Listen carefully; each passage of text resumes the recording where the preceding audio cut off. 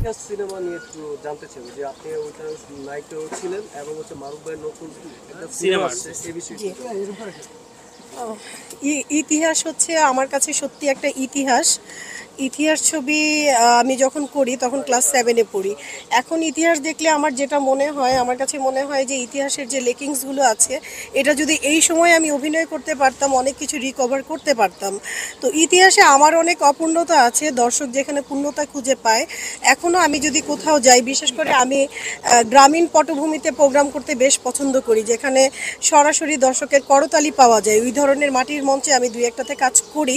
তো ওখানে গেলে কিন্তু ইতিহাসের নায়িকা হিসেবে আমাকে আজও কিন্তু মানুষ ইন্ডিকেট করে। দ্যাটস ওয়াই ইতিহাস আমার কাছে একটা ওয়ান কাইন্ড অফ মানে মাইল ফলক। আর মারুফের কি গ্রিন কার্ড, নতুন ছবি আসতেছে গ্রিন কার্ড। মারুফ একজন পরীক্ষিত শিল্পী, যারা ছোটবেলা থেকে কিন্তু অনেক হিরোরা এখানে হিরো হয়নি, যেটা মারুফ হয়েছে।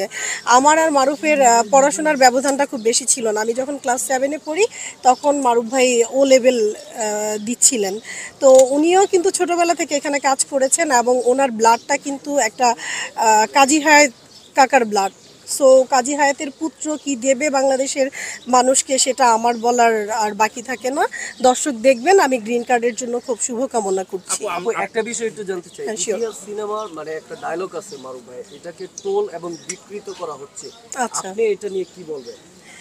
আসলে টোল বিকৃত কাদেরকে কারা করছে, যারা করছে তাদেরকে উল্লেখ করে বা তাদেরকে চিহ্নিত করে কোনো কথা বলার মতন সময়ই আমার নাই। যেটার আলোচনা হয় সেটার সমালোচনা হয়, এগুলো আমাদের কাছে নাথিং। আমরা দেখিও না, অনেক সময় পজিটিভ কিছু ছাড়া আমাদের ভালো লাগে না দেখতে। আপু আপনি বলেছিলেন যে হচ্ছে এখনকার শিল্পীরা সবাই ভাইরালের পিছনে ঘুরে, আসলে আমরা কি ওইটাকে বলতে পারি যে তাদেরকে মানে ভাইরালটাকে বেশি না না, তা তো অবশ্যই। এখন একটা ট্রেন্ড হয়ে গেছে নেতিবাচক বিষয় দিয়ে নিজেকে তুলে ধরা, নেগেটিভ বিষয় দিয়ে নিজেকে পরিচিত করা। এটা হয়ে গেছে এখন বর্তমান একটা ট্রেন্ড, এবং সেই ট্রেন্ডের পিছনে কিন্তু সবাই ছুটছে।